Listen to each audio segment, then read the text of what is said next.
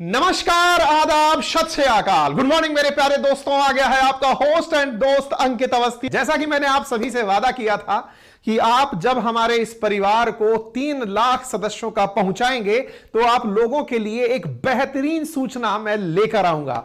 तो लीजिए, 3 लाख सब्सक्राइबर पूरे होने की खुशी में। और हां, यह बात यहां पर वर्थ मेंशनिंग है कि मात्र 7 दिन के अंदर 3 लाख सब्सक्राइबर का आपने एक आंकड़ा छुआ है।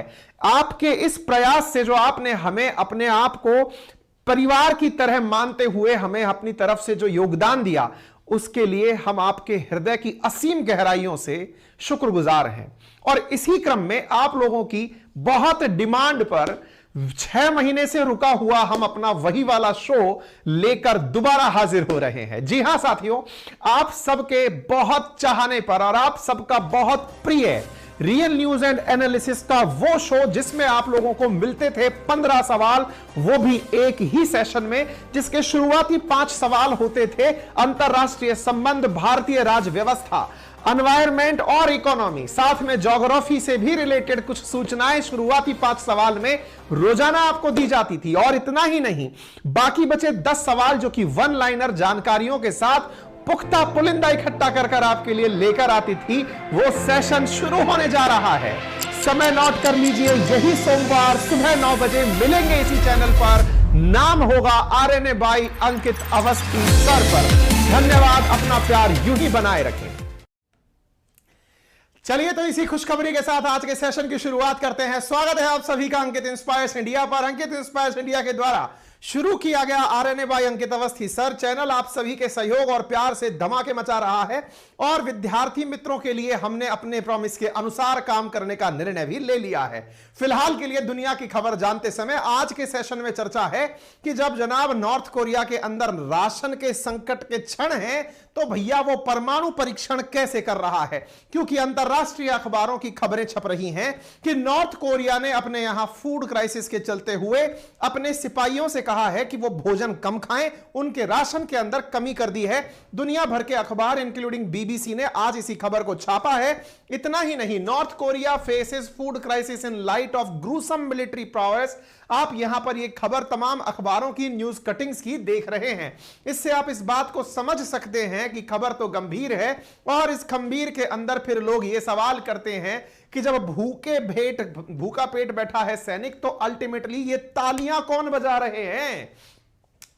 जब आपके घर में राशन नहीं है तो बिना राशन के सैनिक इतना खुश कैसे हैं? तो यही तो सेशन के अंदर आज जानना है कि जिस देश के अंदर भोजन के नाम पर जब फर्टिलाइजर की बात आती है कि साहब खाना बनेगा तो उसके लिए उत्पादन के लिए जरूरी है फर्टिलाइजर हो, और जब फर्टिलाइजर की जरूरत होती है तो उस देश का तानाशाह कहता है कि आप अपने यूरिन का उपयोग फर्टिलाइजर में कर लें।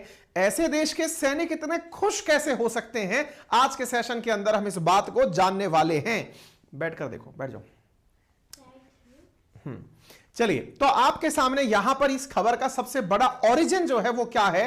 Food insecurity in North Korea is at the worst since the 1990s famine. 1990 की भूख के बाद पहली बार यहां पर इतनी जबरदस्त फेमाइन की सिचुएशन उत्पन्न हुई है।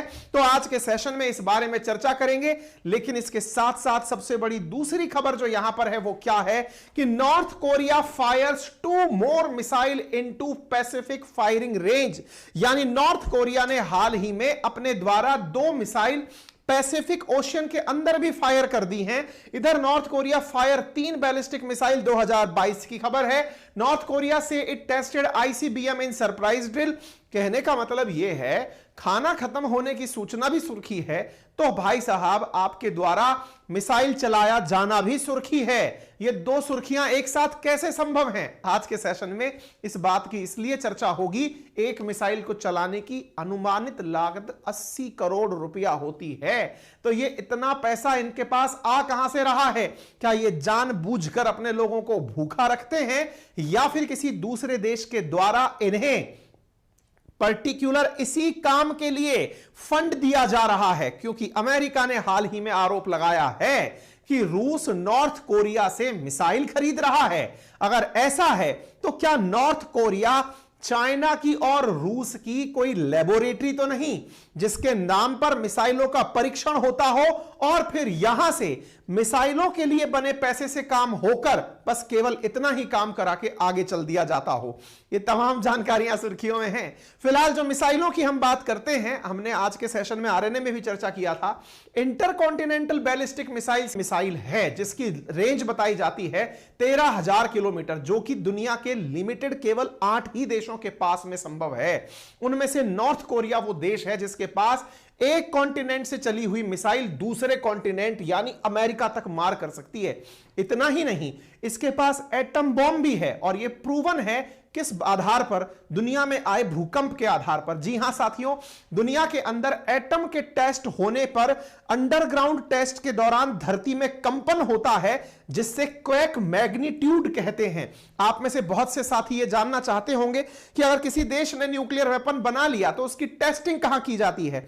तो जमीन के भीतर की जाती है। जैसे भारत ने पोखरण 1 और पोखरण 2 के दौरान की थी, बहुत गहरे गड्ढे खोदकर परमाणु बम चलाया गया था ताकि जमीन के भीतर ही उसकी धमक को, उसकी मैग्नीट्यूड को सहन किया जा सके। आज से पहले 2017, 2016, 16, 13, 9 और 6 में धरती के भीतर किए गए इस भूकंप की घटना से, धरती के भीतर किए गए इस परमाणु बम के परीक्षण से जो भूकंप आए हैं ये बकायदा रिकॉर्डेड हैं। इसका मतलब ये एटम बॉम्ब भी रखते हैं, ये मिसाइल भी रखते हैं, उसके बावजूद लोगों को भूखा रखते हैं। बड़ा ही मिस्ट्री है ये जानना, क्योंकि इनकी मिसाइल लिस्ट की अगर लिस्ट देखी जाए तो ये काफी बड़ी लिस्ट है। वर्ष 1976 से लेकर अब तक इनकी इस लिस्ट को स्क्रॉल करते जाइए। इनके द्वारा मिसाइल टेस्ट, एटम बम के परीक्षण, ना जाने क्या क्या यहां पर निकल कर आते हैं जो आपके सामने सुर्खियां बनते हुए दिख रहे हैं। कहने का मतलब मामला बड़ा ही इंटरेस्टिंग प्रकार का इनके यहां होता है। साथियों, एक कॉरपोरेशन है जिसका नाम है रैंड कॉरपोरेशन, उसकी मतलब उसकी तरफ से जो रिसर्चर है उनका नाम है सुमकिन। उनका कहना है कि नॉर्थ कोरिया का एक सिंगल टेस्ट लगभग 80 करोड़ रुपए तक की लागत का होता है।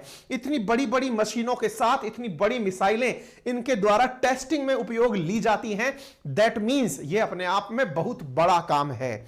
इस बात को आज सीखेंगे, जानेंगे, लेकिन उससे पहले एक जरूरत की बात आपको बता दें और वो बात है नेक्स्ट लेवल की। जी हां साथियों, नेक्स्ट लेवल एक ऐसा प्लेटफॉर्म जहां पर यदि आपको कोडिंग आती है तो आप अपने मित्र को लेकर इस प्लेटफॉर्म पर, जिसका लिंक कमेंट बॉक्स में और डिस्क्रिप्शन में दिया हुआ है, आप वहां जाइए, अपने दोस्त के साथ कोडिंग का कंपटीशन करिए, अपने आप को एनरोल करिए। यदि आप लाइव कोडिंग के मैचेस में अपने कॉम्पिटिटर को हरा देते हैं या अपने कॉम्पिटिटर से ज्यादा स्कोर कर जाते हैं तो आपको बहुत ही अलग लेवल के यानी नेक्स्ट लेवल के ऑफर्स मिलने शुरू होते हैं।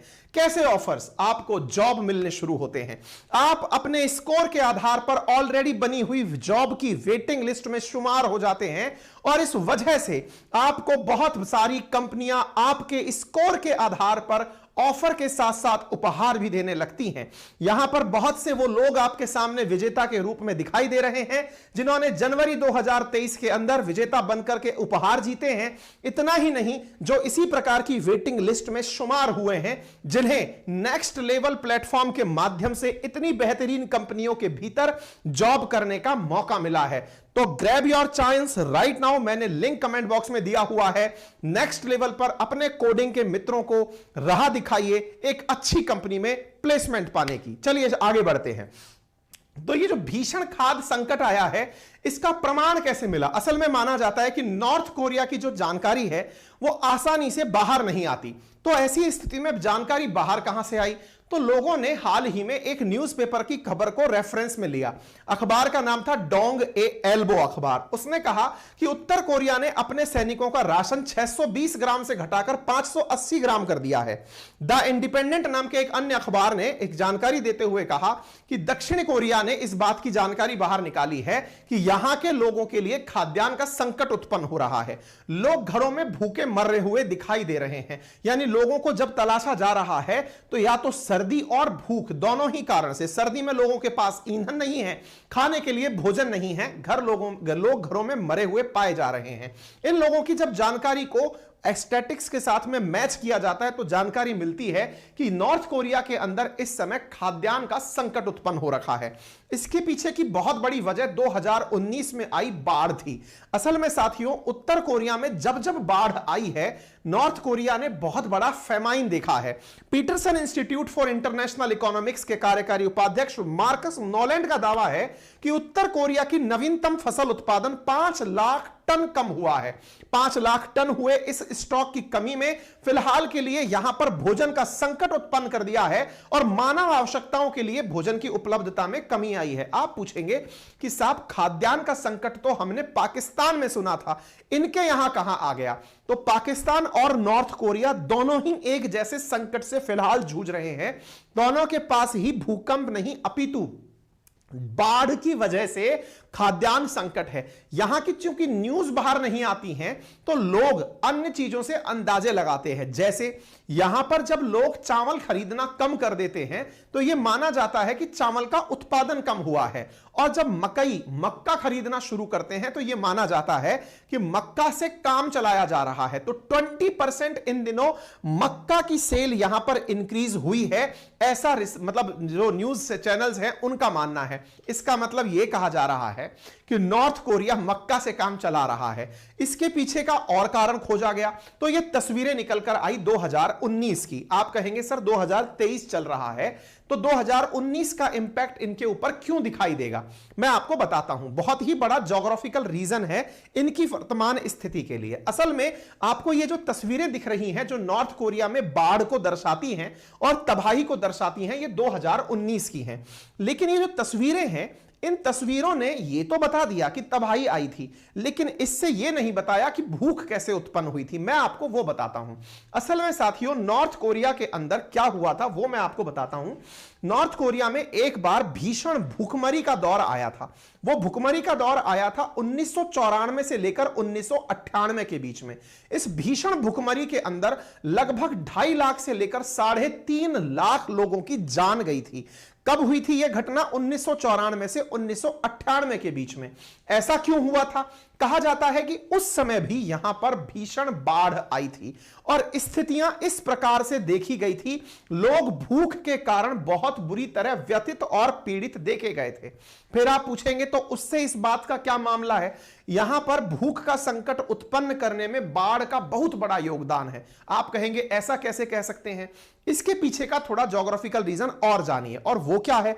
असल मायने में नॉर्थ कोरिया के अंदर जो स्थिति है यानी टेरेन है, उसमें मात्र 20% एरिया ही ऐसा है जो एरेबल है, यानी जिस पर एग्रीकल्चर की जा सकती है। यानी इंडिया में जिस प्रकार से आपको जमीन दिखती है तो उम्मीद बनती है कि यहां खेती हो जाएगी, यहां की कुल जमीन का 20% हिस्सा ही एग्रीकल्चर योग्य है। क्यों है ऐसा?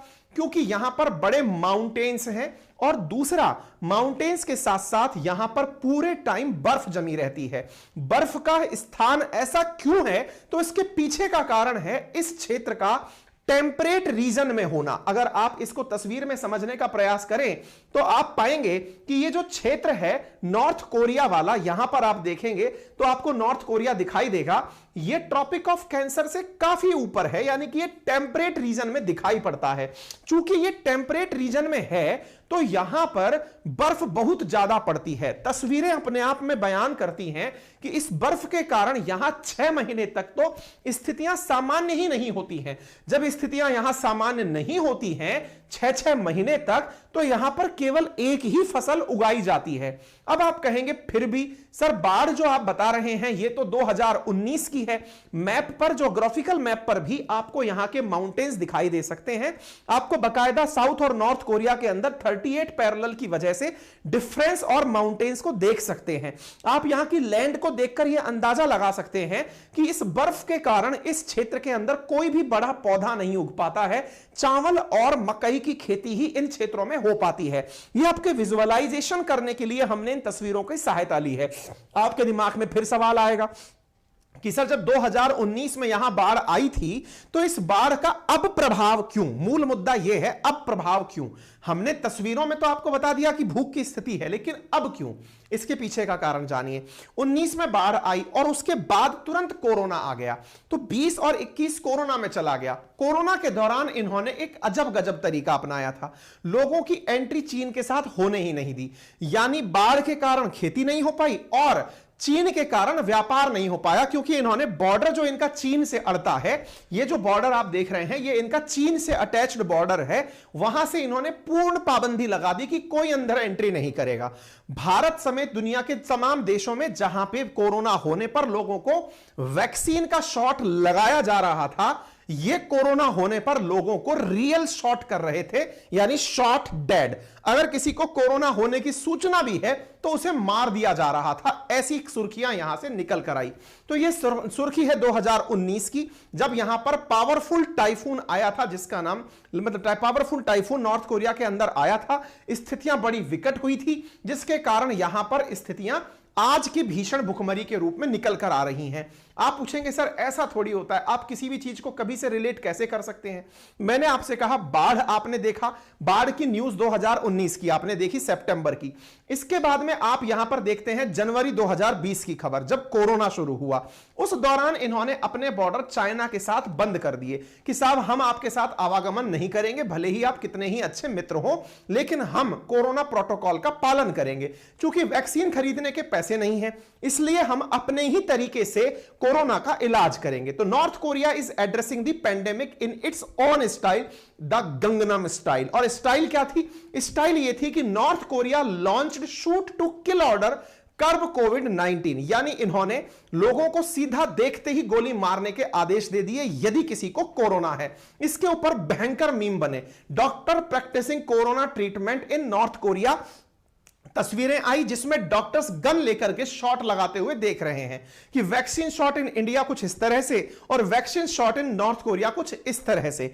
यानी मीम का मार्केट इस बात को लेकर के गर्म हो गया कि नॉर्थ कोरिया वैक्सीन की जगह पीड़ित लोगों को ही मारने का निर्णय ले रहा है।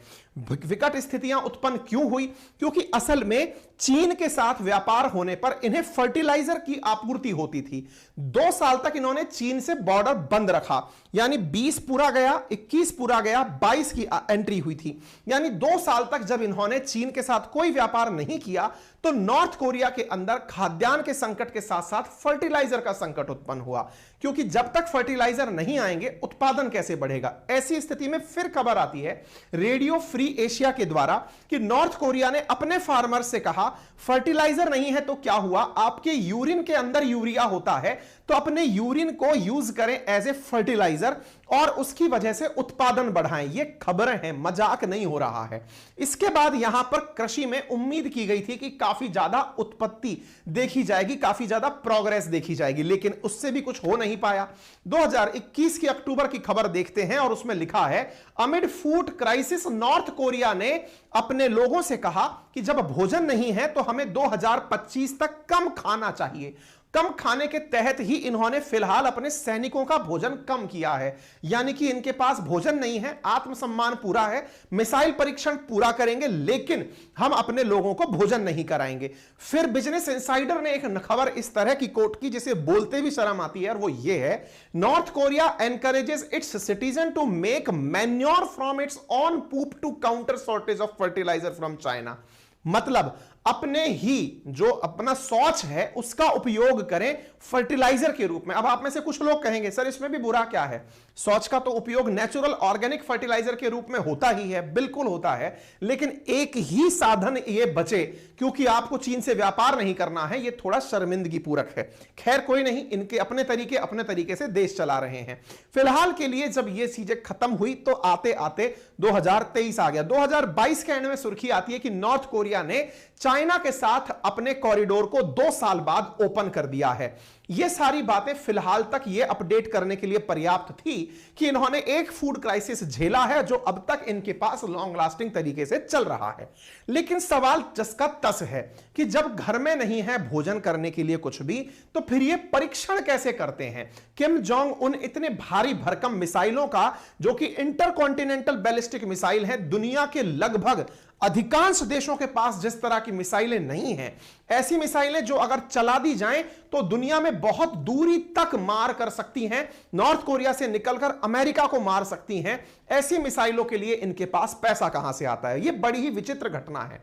एक आंकड़ा बताता है कि नॉर्थ कोरिया के द्वारा सालाना अपने मिसाइलों पर $560 मिलियन खर्च किया जाता है, लेकिन अपने भोजन पर $417 मिलियन। यानी मिसाइल के मामले में बंदा झुकेगा नहीं, लेकिन भोजन के मामले में कॉम्प्रोमाइज कैसे भी कर सकता है। यह है यहां का तानाशाह किम जोंग उन। साथियों, अब इसी विषय के ऊपर आगे बढ़ते हुए जानकारी मिलती है अमेरिका के मौजूद रिसर्च एंड एनालिसिस कॉर्पोरेशन की सू किम कहती हैं अपने द्वारा कि नॉर्थ कोरिया में एक सिंगल टेस्ट की कीमत 80 करोड़ रुपए पड़ती है। जानकारों का कहना है कि कोविड महामारी, यूएन के प्रतिबंध और फूड क्राइसिस के बाद नॉर्थ कोरिया में इतने बड़े पैमाने पर सैन्य प्रदर्शन असंभव था जो इसने किया है। भुखमरी से पीड़ित होने के बावजूद इन्होंने मिसाइलों का परीक्षण किया है और परमाणु बम की धमकी दुनिया भर को टिकाई है। इसके पीछे दो बड़े कारण हो सकते हैं। वो क्या है? अमेरिका के दुनिया में दो बड़े दुश्मन हैं, जिनमें एक है चीन और दूसरा है रूस। माना जाता है कि ये दोनों ही नॉर्थ कोरिया को मदद देते हैं। अब सवाल बनता है, जब बॉर्डर बंद है तो मदद कैसे देगा? तो आंसर है, चीन जो है वो नॉर्थ कोरिया का ट्रेड पार्टनर है। संभव है ऑनलाइन मदद भेजी जाती हो, या फिर दुनिया के लिए रूट्स बंद हो लेकिन रास्ते से कुछ काम हो रहा हो। ऐसी स्थिति में माना जाता है कि चीन नॉर्थ कोरिया की इकोनॉमी को डेवलप करने के लिए और मिलिट्री के विकास के लिए करोड़ों रुपए देता है। ऐसी स्थिति में कोरिया डिफेंस नेटवर्क का मानना है कि नॉर्थ कोरिया खुद मिसाइल बना रहा है या चीन उसे बेहद सस्ते दाम पर दे रहा है, यह जानना मुश्किल है, क्योंकि दुनिया की नजर में यह एक विलन तो है ही। चीन अपनी स्वच्छ छवि रखने के नाम पर संभव है कि इन्हें अपनी मिसाइलें देकर इनके माध्यम से रूस को बेचता हो। यह रूस को बेचने की खबर कैसे आई? हाल ही में अक्टूबर 6, 2022 को यूएस ने चीन को अक्यूज किया, आरोप लगाया कि रशिया को नॉर्थ कोरिया का किम जोंग उन अपनी मिसाइलें दे रहा है, जिनका उपयोग यूक्रेन में किया जा सके। ये जो रैंड करके जो रिसर्चर हैं, इनका नाम है सुकिन, ये कहती हैं कि नॉर्थ कोरिया में जो कर्मचारी काम करते हैं वे अविश्वसनीय रूप से बहुत ज्यादा अनुशासित हैं और बहुत ही सस्ते दामों पर वो लेबर का काम कर सकते हैं। इसका मतलब उनकी जो लेबर कॉस्ट है वो भी कम है। इसी तरह से यह मानकर कि चूंकि ये अपने द्वारा वेपन्स बेचते हैं तो इन्हें वेपन बेचने से कीमत मिलती होगी, इसीलिए संभव है कि नॉर्थ कोरिया के पास धन की कमी ना होती हो। लेकिन इसके बावजूद भी बहुत सारी चीजें निकलकर दिमाग में यह आती हैं कि नॉर्थ कोरिया पर फिर अमेरिका प्रतिबंध क्यों नहीं लगा देता? लगाना तो चाहता है, लेकिन जब भी यूएन के अंदर यह मसला यूएन सिक्योरिटी काउंसिल में जाता है तो चीन और रूस इसे बचा लेते हैं। अगेन यही बात निकलकर आती है कि रशिया और चीन मिलकर नॉर्थ कोरिया को उसकी हरकतों के लिए प्रोत्साहित करते हैं। इतना ही नहीं, नॉर्थ कोरिया पर फिलहाल 2023 की फरवरी में आरोप लगा कि इन्होंने 2022 में यानी गत वर्ष क्रिप्टो करेंसी से केवल और केवल क्रिप्टो करेंसी की चोरी करके दुनिया भर से $1.7 बिलियन चुराया है। यानी नॉर्थ कोरिया ने अपने द्वारा एक बहुत बड़ी हैकर्स की टीम बिठा रखी है और वो हैकर्स दुनिया भर के क्रिप्टो अकाउंट, जिन्हें बहुत सुरक्षित अकाउंट माना जाता है, वहां से $1.7 बिलियन के अकाउंट साफ कर दिए हैं। ऐसी स्थिति में आप में से कुछ लोगों को लगेगा, जाइए हमारा तो कुछ नहीं गया। अरे महाराज, बहुत बार आप सुनते नहीं है क्या, मार्केट धड़ाम हो गया। कोई भी कंपनी खुद से यह स्वीकार नहीं करती है कि हमारे दाम चोरी हो गए हैं, हमारे माल चोरी हो गए इसलिए दाम कम हो गए हैं। वो तो न्यूज देती है क्रिप्टो का मार्केट गिर गया। अरे जब क्रिप्टो ही चली गई तो मार्केट तो गिरेगा ही। तो क्रिप्टो के साथ में इन्होंने खेला खेल दिया। इसके पीछे और भी कारण निकलकर आए जब जानकारी जुटना शुरू हुई। नॉर्थ कोरिया ने अपने हैकर्स की ऐसी टीम बना रखी है जो कि अपने द्वारा दुनिया भर में अटैक करवाती है। जैसे साउथ कोरिया जो है उसकी विभिन्न वेबसाइट्स पर नॉर्थ कोरिया की टीम अटैक मारती है। साउथ कोरिया के रेलवे सिस्टम को ये लोग ठप कर देते हैं, उनके अकाउंट्स में से पैसे निकाल कर ले जाते हैं। इतना ही नहीं, ऐसे एविडेंस भी हैं जो कि अमेरिका की खुफिया एजेंसी कहती है कि इन्होंने कई बार ऐसे हैकिंग काम किए हैं जिनसे करोड़ों रुपए का दुनिया को नुकसान हुआ है। जैसे 2014 के अंदर अमेरिका के द्वारा एक फिल्म बनाई गई, अमेरिका के अंदर सोनी टीवी जो है उसके द्वारा फिल्म बनाई गई थी नॉर्थ कोरिया के ऊपर, द इंटरव्यू नाम से। और उस फिल्म के अंदर नॉर्थ कोरिया के किम जोंग उन की भूमिका में किसी कलाकार को रखा गया था और 2 पत्रकारों को उस फिल्म में इस तरह से दिखाया गया था कि वो किम जोंग उनका इंटरव्यू लेने के लिए जाते हैं, लेकिन किम जोंग उनको मार देते हैं। यह बात किम जोंग उनको पता चल गई कि फिल्म के अंदर मुझे मारा गया है। उसने उसे सीरियसली ले लिया। सीरियसली लेकर उसके हैकर्स ने सोनी टीवी के जितने भी ऑफिसेज हैं और जितनी भी वेबसाइट्स हैं उन पर इतनी हैकिंग की कि लगभग 3000 लोगों का पर्सनल डेटा चुरा दिया और वो पर्सनल डेटा विभिन्न वेबसाइट्स पर फ्री में अपलोड कर दिया। यानी जितने की फिल्म बनी नहीं थी, उस समय $4 करोड़ की फिल्म बनी थी, उससे ज्यादा सोनी को नुकसान हो गया। ये सारे कारनामे इन लोगों के द्वारा, नॉर्थ कोरिया के हैकर्स के द्वारा किए जा रहे थे। यह फिल्म थी द इंटरव्यू के नाम से, जो 2014 में पब्लिश की गई थी। ऐसा ही नहीं, इस फिल्म में केवल नॉर्थ कोरिया के किम जोंग उन को मारे जाने पर जो खबरें निकलकर आई थी, उस खबर को जब यूएस ने पूरी तरह चेक किया तो पता चला कि सोनी टीवी को हैक करने में 3 नॉर्थ कोरियन हैकर्स का कमाल था, जो उन्होंने इतना बड़ा नुकसान कर दिया था। खैर, अगर आपको जानकारियां पूरी तरह से समझ में आ गई हैं, पूर्ण मनोरंजन आपका हो गया है, तो फिलहाल के लिए इस मनोरंजन के लिए आप हमें धन्यवाद के रूप में आपके वीडियो के राइट हैंड कॉर्नर में नीचे की तरफ एक सब्सक्राइब का बटन दिया हुआ है, उसे दबा दीजिए। उससे फायदा यह होगा कि अगली बार आपको जब भी सूचना देने के लिए हम उपस्थित होंगे, आप तक सूचनाएं सबसे पहले पहुंच जाएंगी।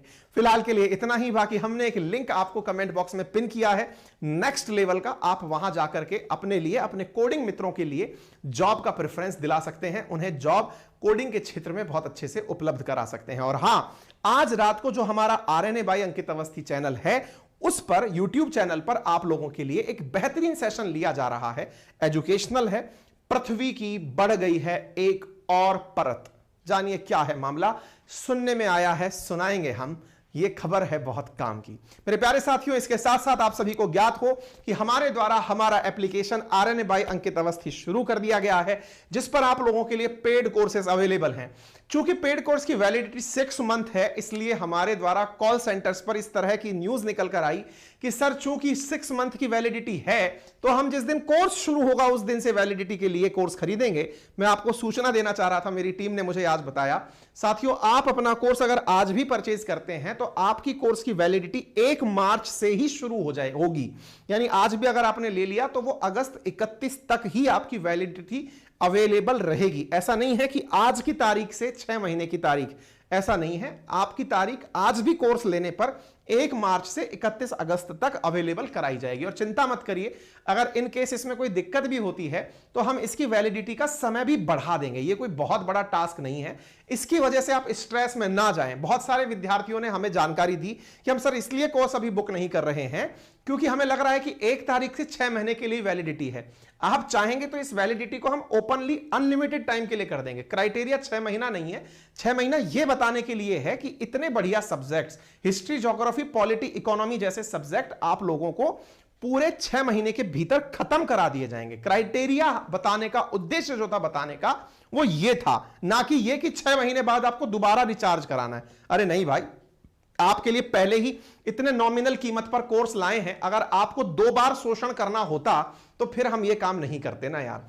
और वो सूचना जरूर हमें बताइएगा वो कैसी लगी आपको, जिसमें हमने आपको सूचना दी है कि हमारे इस आरएनए चैनल पर आप लोगों के लिए वो एजुकेशनल क्लास वापस आ रही है, जिसमें, लेकिन भैया इस बार हमें हिम्मत देना आप ना, बहुत मेहनत लगती है यार उसके अंदर।